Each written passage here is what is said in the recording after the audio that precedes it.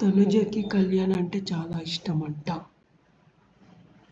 తనుజకి ఒక పర్సన్ అంటే ఇష్టం, క్రష్ అని తనే చెప్పింది. తనుజకి కొంచెం సాఫ్ట్ కార్నర్ కళ్యాణ్ మీద కూడా ఉంది. ఈ చికెన్ కోసమే మొత్తం సీక్రెట్స్ అన్ని చెప్పేస్తుంది.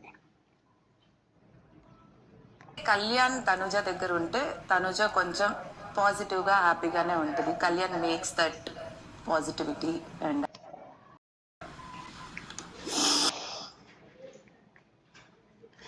బా కుక్క వాసన చూసినట్టే చెప్తుంది ఇక.